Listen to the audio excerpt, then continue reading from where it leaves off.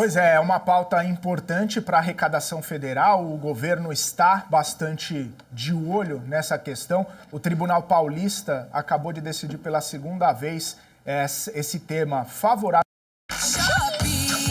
Shopping chegando no 11 com a boa. Tem frete grátis e cupom pra tropa toda. Shopping ilude, vão bombar seu dia. 11 do 11 com cupom e frete grátis. Olha na Shopping. Poderia também elevar bastante a arrecadação do governo, inclusive é um dos temas muito importantes que estão sendo tratados, inclusive aquele pedido que o ministro Fernando Haddad fala sobre a subvenção do ICMS, toda essa questão também está atrelado à questão arrecadatória do governo para tentar, né, como a gente vem falando aqui ao longo dessa programação e de tantos outros dias, a arrecadação federal com o intuito, né, de zerar o déficit no ano que vem. Toda essa questão também está mexendo, né, com as expectativas a respeito da reunião do Banco Central, que a gente comentou, né, que começa hoje essa reunião. Até mesmo o ex-presidente do Banco Central, Armínio Fraga, disse que o presidente Lula está desconsiderando o seu próprio histórico fiscal ao minimizar a importância de alcançar um déficit primário zero no ano que vem. Isso, inclusive, poderia levar o Banco Central a reduzir o ritmo de cortes da taxa Selic, que vinha sendo reduzida em 0,5 ponto percentual nas duas últimas reuniões do Copom. Armínio Fraga acredita que Lula mudou a postura fiscal após ganhar as eleições, adotando uma abordagem heterodoxa, comprometendo, inclusive, a responsabilidade fiscal. Ele também mostrou preocupação com a possibilidade de abandonar as metas fiscais que já são consideradas bastante modestas.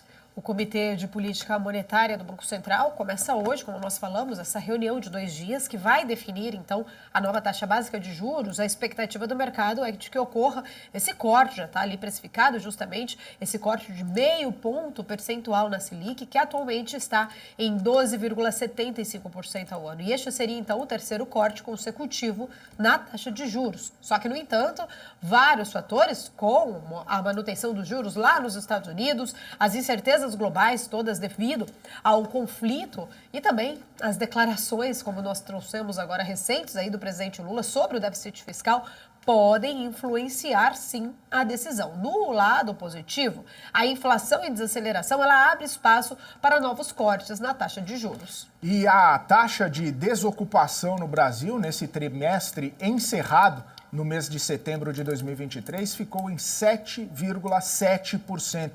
Segundo os dados da PNAD Contínuas, divulgados agora há pouco, o número representa uma redução de 0,4 ponto percentual em relação ao trimestre anterior e uma queda de 1 ponto percentual na comparação com o mesmo período de 2022. Esse é o menor índice da PNAD Contínua desde fevereiro de 2015. A população desocupada também diminuiu, chegando a 8.300.000 pessoas, o menor contingente também desde 2015. As taxas de subutilização e informalidade permaneceram estáveis e o rendimento médio real habitual aumentou. Dados de emprego muito importantes, essa semana, inclusive, dados de empregos muito importantes aqui no Brasil. Ontem a gente teve a leitura do Cadastro Geral de Empregados e Desempregados, o CAGED, mostrando ali a abertura de 211 mil vagas de trabalho na última leitura, inclusive com o próprio ministro do Trabalho, Luiz Marinho, sugerindo, né, que o Brasil encerre o ano com uma abertura ali próxima a 2 milhões de vagas de trabalho.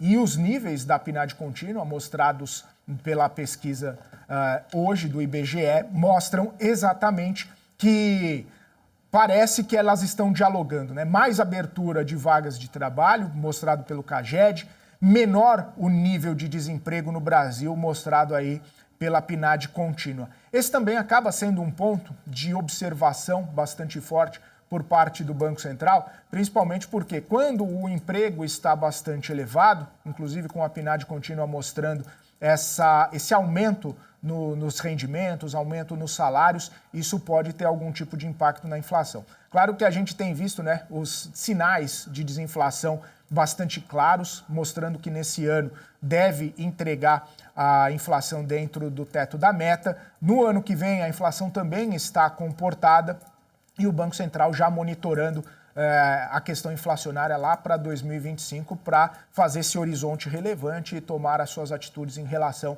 à política monetária. Então, os indicadores, os dados desse ano estão dentro do teto da meta, não necessariamente mexem com as expectativas do Banco Central. Mas é importante ressaltar e é importante a gente ter essa percepção de que os dados de emprego no Brasil estão bastante fortes. Isso é muito bom para a economia, mas acaba colocando algum tipo de ponto de atenção para o Banco Central, justamente por conta da pressão inflacionária. Tá certo que o emprego está bom, mas a desaceleração econômica está acontecendo. A gente vem dos últimos dados, né, seja de serviços, volume de serviços, vendas no varejo, o próprio IBCBR mostrando uma contração econômica, acaba equilibrando um pouco toda essa situação. Mas é um ponto importante a ser levado em consideração, Paulo, porque o emprego aqui no Brasil está em níveis baixíssimos, o desemprego está em níveis baixíssimos, né? PNC News. Informação